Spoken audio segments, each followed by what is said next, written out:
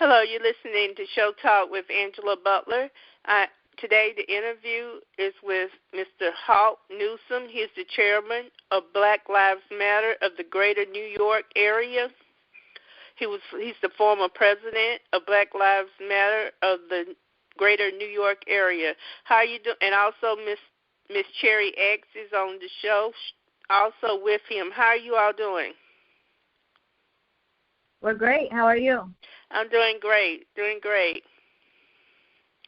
Thank you for having us. Okay, yes.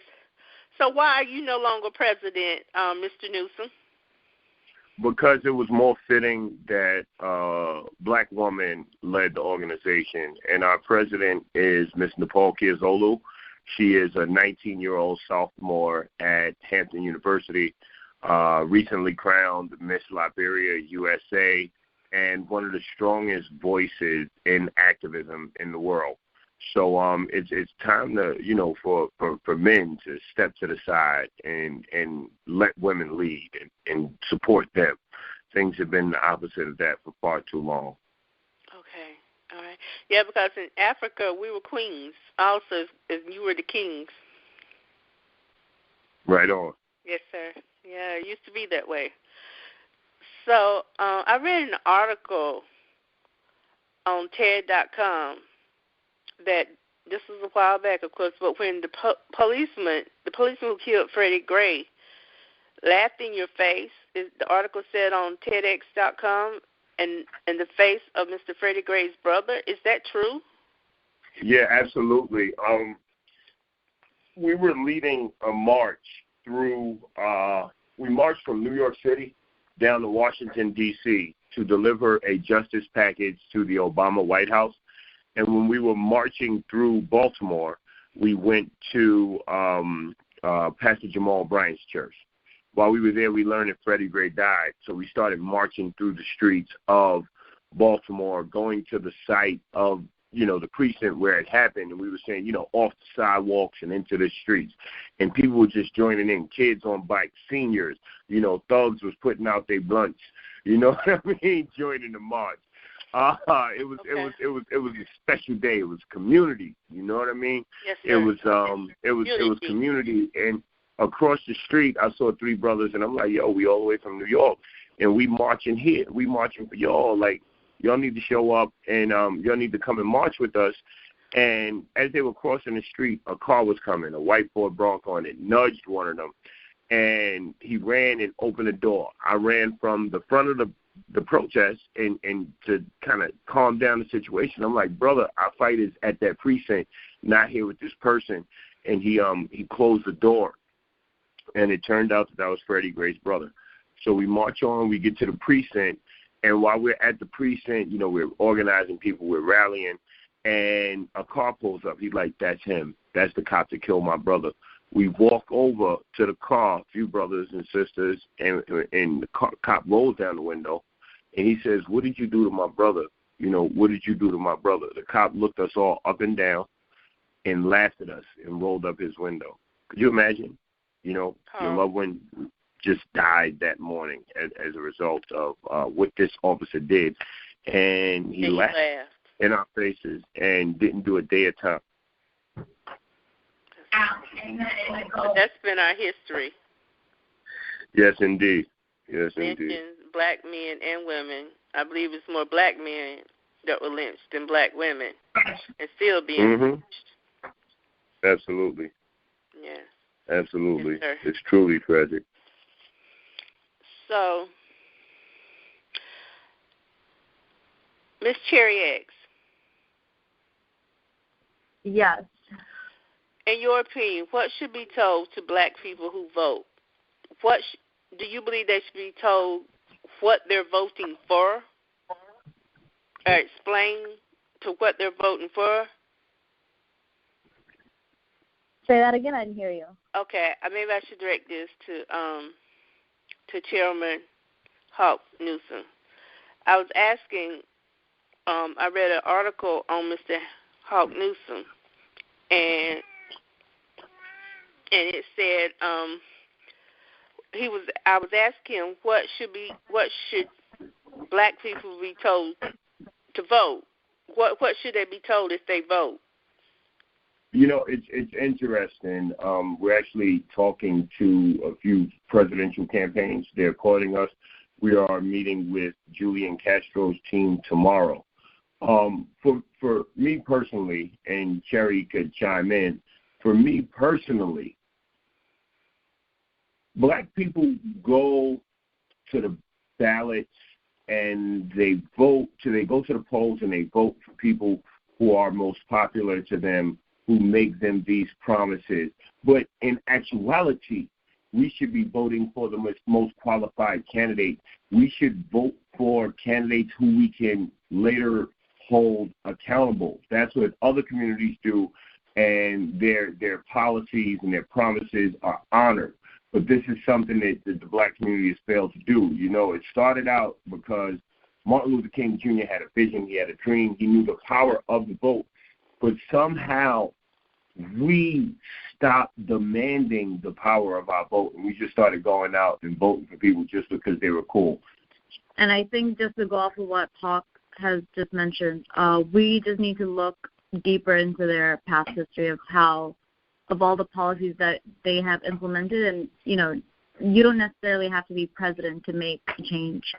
You have the power and all of that to make changes while you're still in local office. So I think we need to look deeper into their policies rather than just by popular vote and just based on race or whatever it is. Okay. Right, so I agree with that. Because sometimes just because someone looks like you doesn't mean they're for you. Mm-hmm. So that's a sad fact.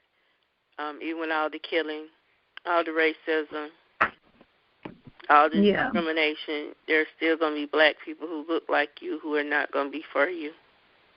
I mean, when we look into law enforcement, there's plenty of black cops, there's plenty of minority cops who still discriminate against other minorities and black people and brown people.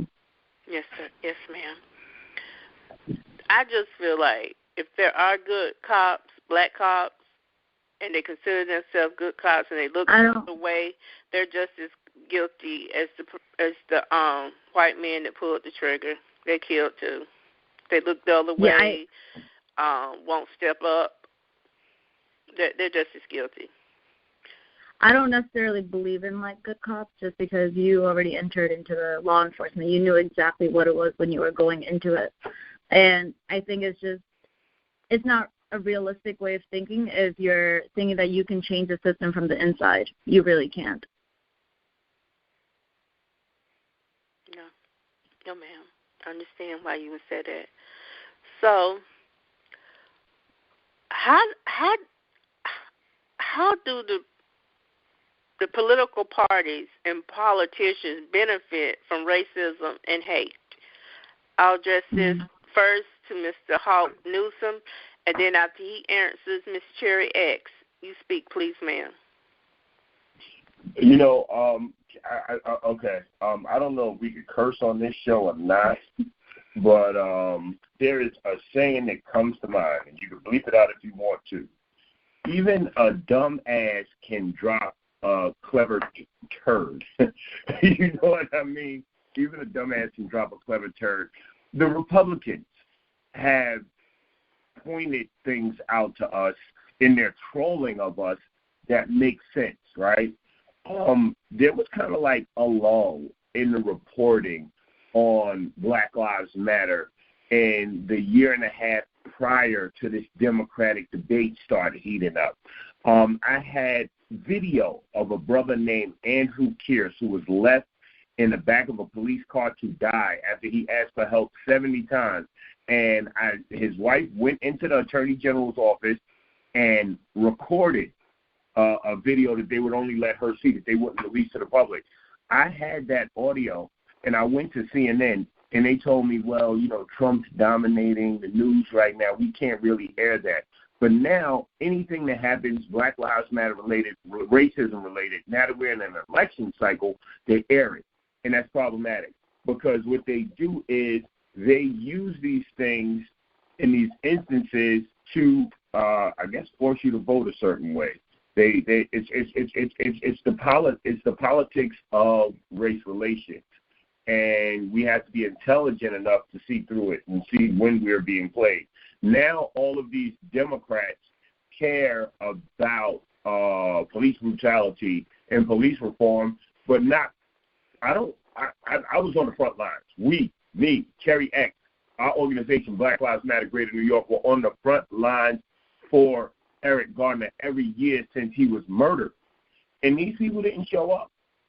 The most that they would give us is a tweet, and they throw Eric Garner's name out there on the debate stage. But folks like us who are really out here, who are outside in the streets, we see it for what it is. We know that they're full of crap.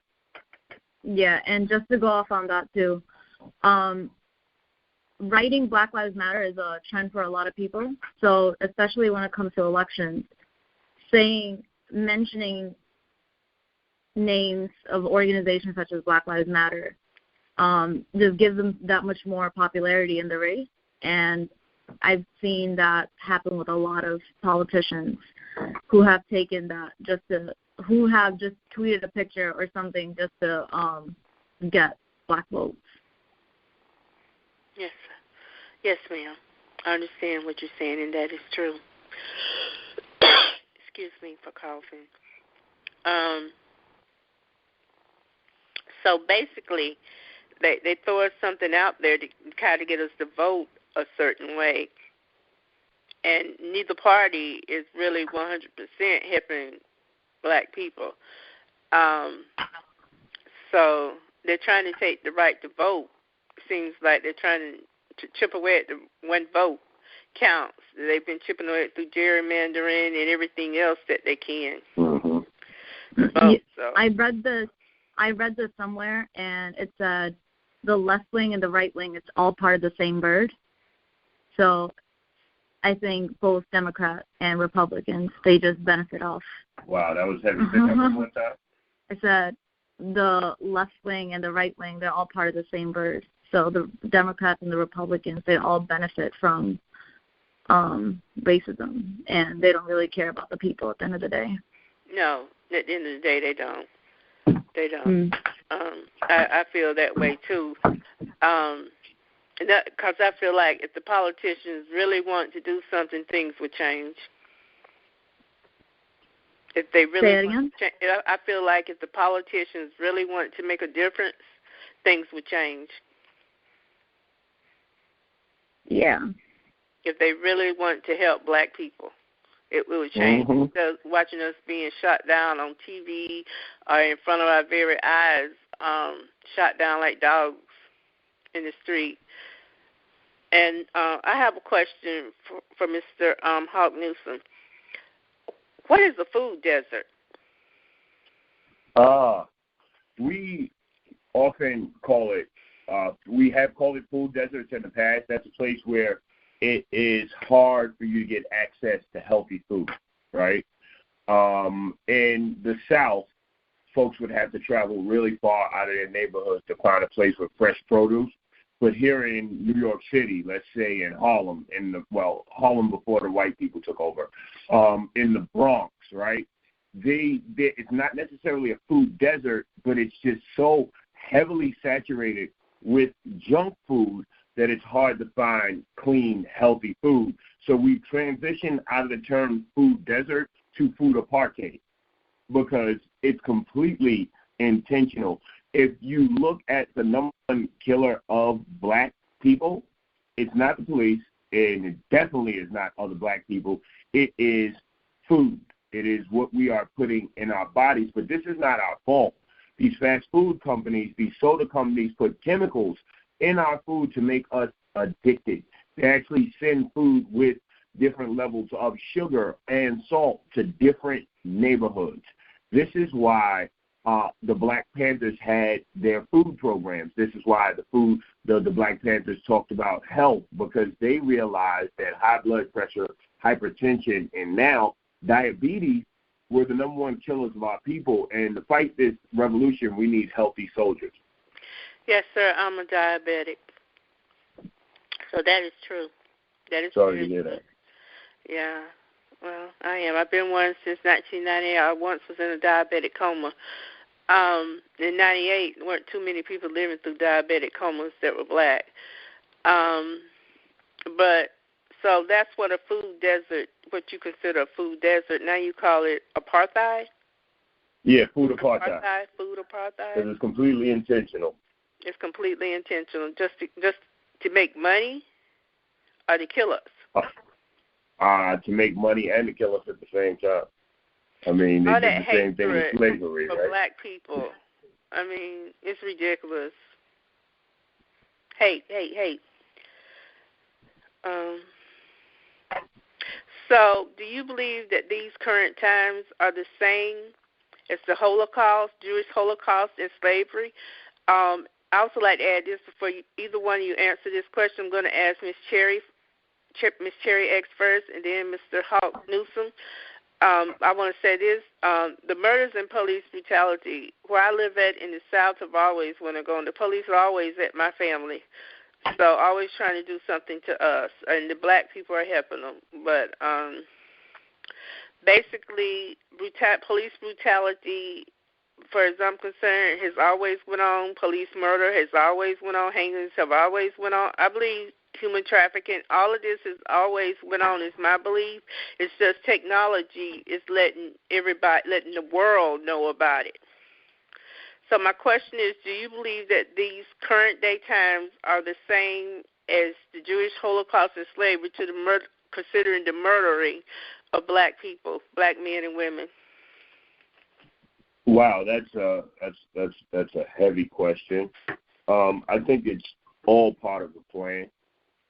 It is all part of a plan to exterminate our people. It's mass genocide. It's oppress us and make money off of us at the same time. I don't know if it was just as bad. I think mentally we are still in the same place we were during slavery, black people. I think that it's the job of people like us, activists, entertainers, artists, right, to go out there and to wake people up. And it's better to use what's at our fingertips, which is the internet. We use our networks. Like we brought in really popular urban grassroots social media influencer for a Keep Stars campaign we have going on, right? And his name is Mr. Commodore. We brought him in to spread the word to his network about the activism, but in the way that he speaks to his network. So right now we have to find a way to break the chains off of a lot of our people, because a lot of our people in athletics, a lot of our people in entertainment, they are bound by capitalism, right? They think that, okay, if I do what I do, I won't be able to make money, right? But people like Ava DuVernay, people like Tyler Perry, folks like that have really stepped up to the forefront and been successful, but maintaining their blackness at the same time. So we are still seeking liberation. We have made advancements, but by far not enough. We have a long way to go. All right. Okay, Miss Cherry X. I don't know if I would say it's the same thing as the Holocaust, because, Holocaust ended a long time ago, and people have been compensated for all of that. And black people, even today, all over the world, not just America. You go to Israel, they're discriminated there. You go to any part of the world, they're still discriminated. So I think it's just still an ongoing struggle for black people all over the world. Yes, sir. Yes, ma'am. You're right, Ms. Cherry X. The Holocaust did end. But this has been going on since we were forced over here and kidnapped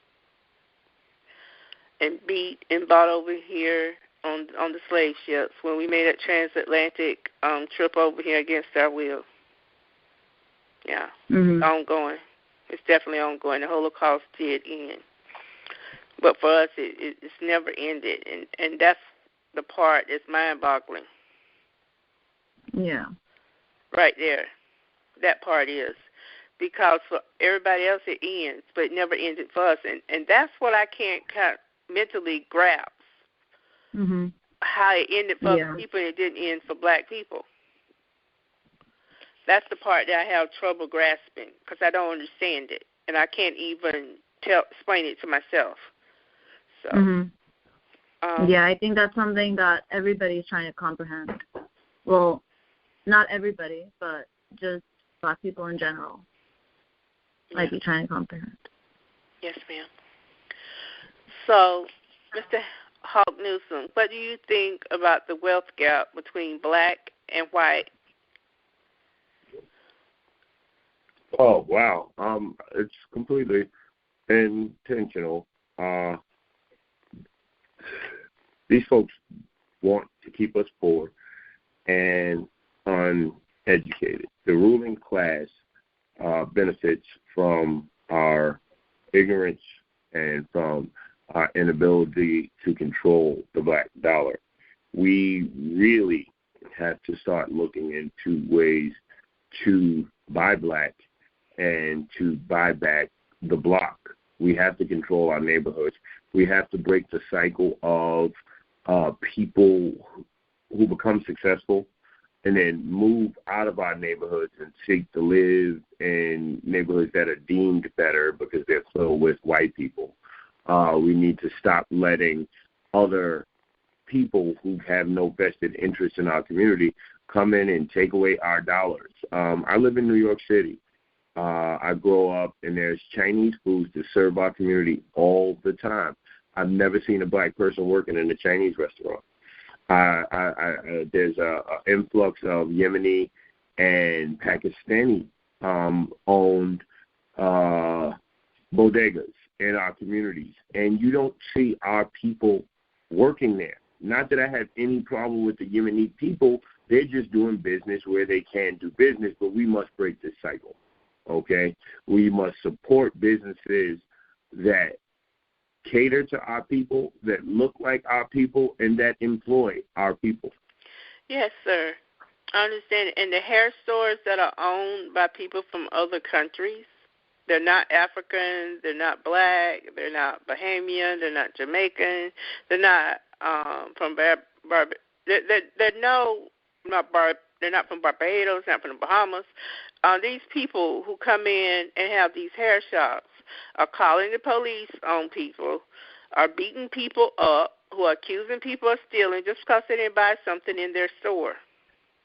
Mm-hmm. You're absolutely right. Like, let me tell you something. I know a lot of Latinx people who identify as Afro-Latinx, right? Yeah. Like, okay, if you come in here and you identify your blackness and you're making money with black people and you acknowledge your roots, then I'm here for you. If you're a person who doesn't identify as black but respects the struggle and the movement for black people and you treat us accordingly, then we could do business, right? We can do business. We can work together. But folks who don't give a heck about us coming in our community and taking out the resources, that's something we got to put to an end. Yes, sir. I agree. Because there are too many times when people have been injured in a beauty supply store by people of other races, have been called the police on, who have been dragged out of stores into police cars, accused of stealing. They haven't stolen anything. They simply walked around in the store, picked up things, put it back, and intended to leave the store, and they were stopped from leaving the store. It is just ridiculous.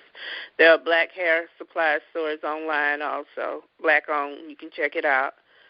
So, it's just, if you don't have a black hair shop, beauty supply store in your area that caters to braids and afros and extensions, jerry curls, if you still wear them, hair dye, all kinds of things that black men and women like, natural hair care. There are some online, and they're owned by black people. Okay, so what is your stance on voter ID, Ms. Cherry X, or Black Lives Matter? And voter oppression. what is your stance on voter ID and voter oppression, Ms. Cherry X? I'm so sorry. Give me one moment.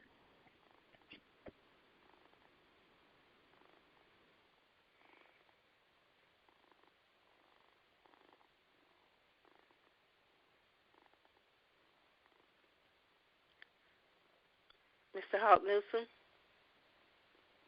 Are you there? I'm sorry. We're in the middle of running a campaign here, the Keep Stars campaign against Comcast, and we just had a phone call come in, and we were just trying to figure this out, and I'm so sorry for that. That's okay. But voter ID, voter suppression, there's a lot to go into this, but I think a great example would be Texas. Texas was trying to stop people from using school IDs to vote. We're trying to stop people from using other forms of ID to vote. However, folks could go in and vote with their gun license. You know what I mean? It's obvious bigotry. It's extremely problematic, and folks have been doing things to oppress our votes for a very long time. And what makes it so bad, so many people bled and died for the right to vote, and they're still at it.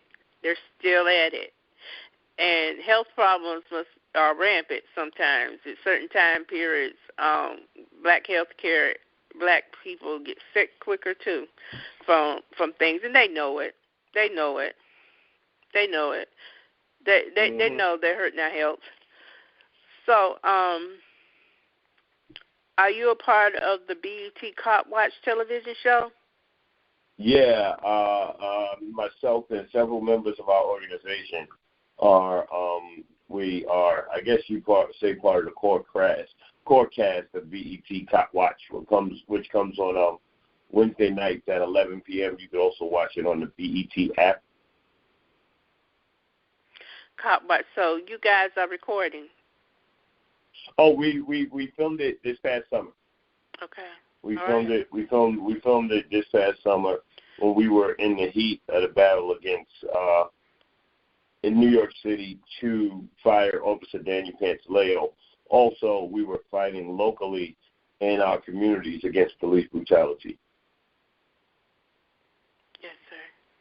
Okay. I'm glad you all have a show on BET. Yeah, it's kind of cool. I never thought, I see myself up there, but it is all a blessing from God. We're just hoping we're doing the right thing with it, All right. So, do either one of you have an answer to stop the murders of black men and women by the police? How to combat it? How to lessen it?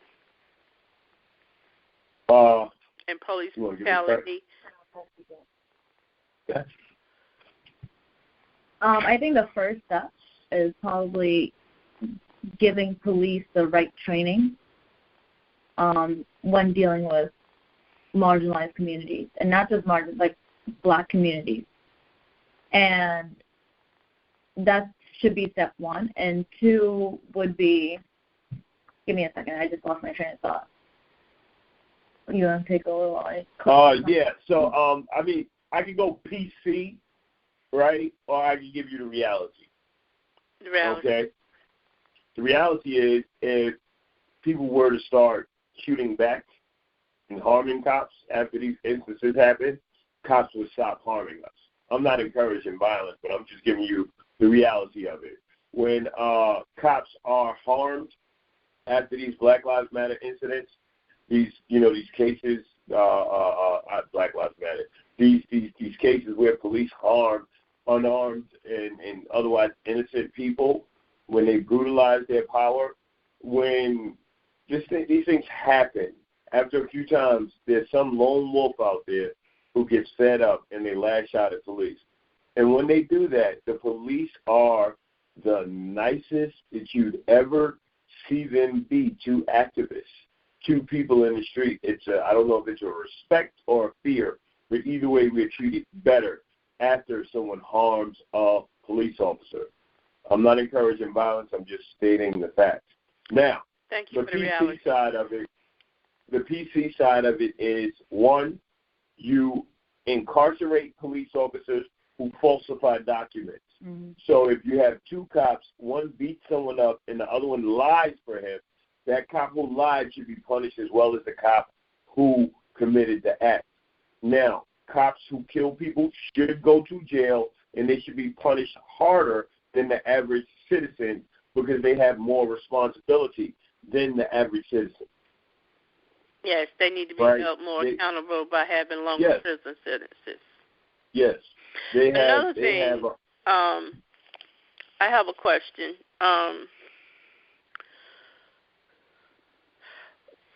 The insurance companies that police department and sheriff's department have in this country, in towns, cities, counties, rural areas, urban areas, cities, the insurance is paying for a lot of this stuff. It's not necessarily the cities or the counties or the towns or the sheriff's departments or the police stations.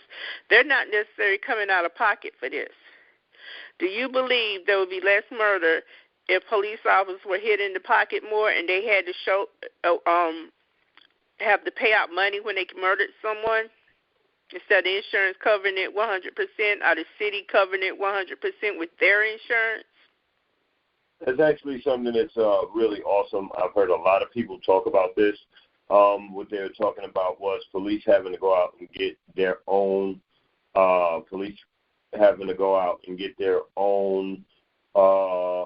insurance. I think that would be a great idea because with the premiums and the rates that they'd have to pay, only the most careful cops will maintain their jobs and be able to afford these insurance policies. I think that's a wonderful idea.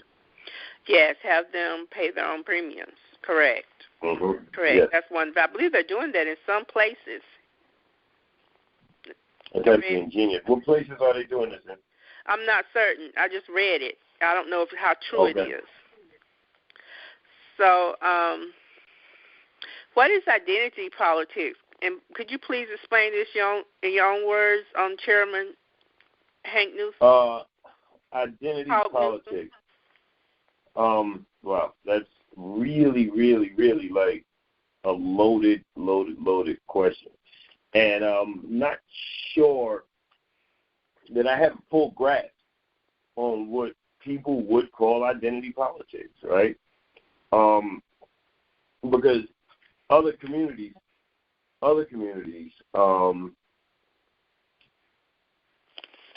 identity politics works out well for them, right? I'm sorry. What you have is the Jewish community, right? You have other white communities.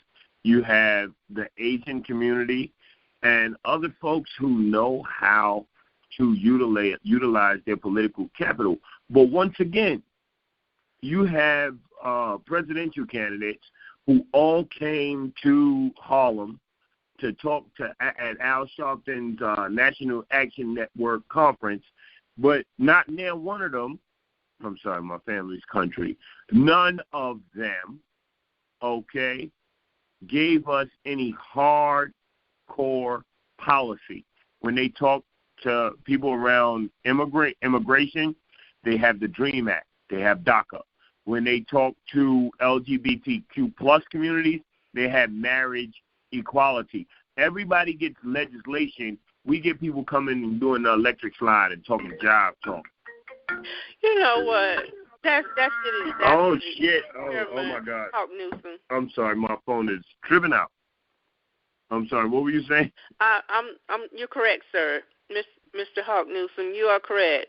No one has they include all these different people. The media does, including the media.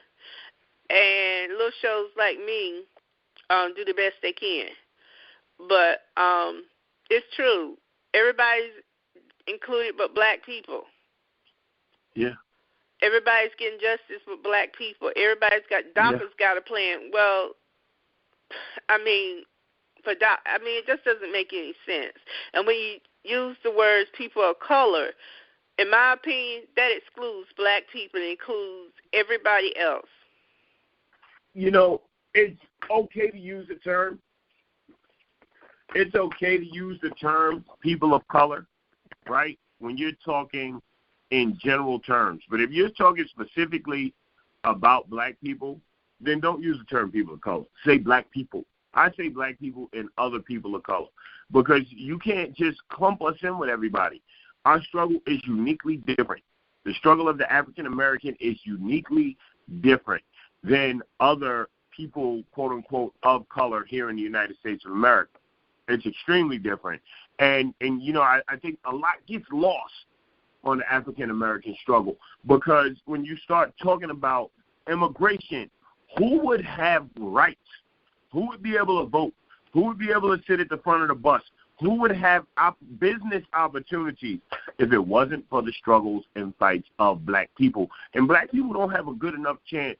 We don't do we are not diligent in our pursuit of enlightening people of exactly what we have done for them. Black people have this saying that I hate. Don't do it for me if you're going to remind me of it later. Wait, stop. The entire business world, the way that people conduct relationships across the world, successful business relationships, are reliant upon the fact of folks reminding other folks what they've done for them. Okay? Like, understand, I did X, Y, and Z for you, therefore you owe me this. We lose that. We need to get past that mindset. We need to remind everybody, because people come here and they look down on black people. Part of it is ignorance. People just don't know any better. But the same people who are looking down on us, saying like, "Oh my God, America is the land of the free." And the marching, the fighting, the bloodshed. And I hate to say, there were some immigrants who are lighter skinned and straighter hair who looked down on black people until Mr. Trump got into office. You're not like that, but it's the truth, because I've experienced it. Okay, so Mr. Hank Newsome, you have your have you been injured by the police while protesting the murders of other black men and women in New York or anywhere else? Yeah, I was actually funny. This is a funny follow-up. The first time I was injured by the police, I was marching against the first round of ICE raids when Donald Trump sent his Gestapo, a.k.a. ICE, into homes of black and brown people and snatched them up and started deporting them. I marched for that, and I was out marching, and I was targeted by the police. They slammed me down on my chest, dogpiled me, and they damaged my spine. The second time that I was assaulted by the police was when I was marching for Stephen Clark. They actually tore my rotator cuff. My body is consistently in pain. I'm about to take some pain medication now.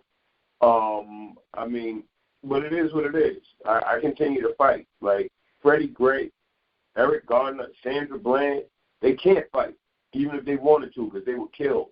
So I'm going to use every part of my body, every bit of my intellect, every resource that I have, working with wonderful people like Cherry X, and we just going to keep pushing to push back to stop this from happening to future generations and other people. It has to end. At some point, we're bound to win this. Black people are bound I know we're going to win this. I know we're going to win. God gave me some reassurance. There's so many lawsuits. We will win. This country is going to be bankrupted for murdering black people and injuring black people. Yeah, absolutely. And I think we should wrap now because we have to get back to work. So I guess if Cherry X wanted to finish up with something. Okay. Yeah. All right. A message to the people. All right. Okay. So, does she have something to say? Yes. Okay. Ms. Cherry X? Just give me one moment. Okay. All right. Are you a part of Cop Watch that's on BET? I am not. I joined while they were filming, but this is exclusive for the members of BLM. Like the board, yeah. Yes. But going back to talk about police brutality and everything, I just think more people just need to care about Black liberation. And earlier talking about using the term people of color, I think we use that term very loosely and just you kind of like push everybody into the same struggle, taking the recognition and everything that Black people need away from them.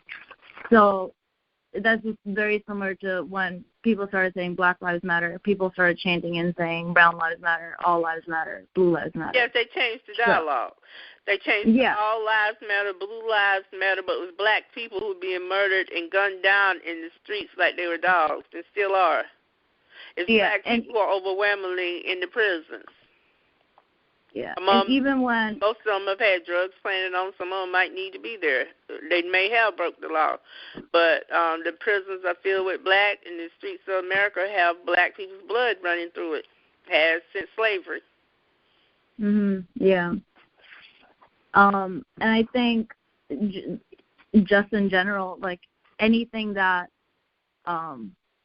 Black people just try to bring attention to, everybody just goes off on it and make it about other people and not enough about Black people. And that's deliberate. Yeah. That is deliberate.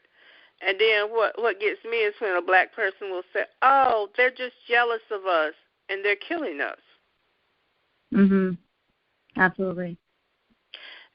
And a lot of Black people don't care till it's their child, their family member, their next door neighbor, or something like that. Then they start to care. Yeah, because people often wait till something hits home for them for people to care. Yes, ma'am. Okay, so basically that was what I wanted to interview you gentlemen about. I hope you win your cases, sir. Mr. Hawk Newsome, Chairman of Black Lives Matter, I hope you win your cases, your lawsuits. Yeah. Okay, I see that you all are very busy. Thank you, Chairman Hawk Newsome. Thank you, Miss Cherry X, for coming on Show Talk with Angela Butler. Thank you very much. Thank you. Have a good one. You too, ma'am. Yes. All right. I hope you come back on. All right. Thank you.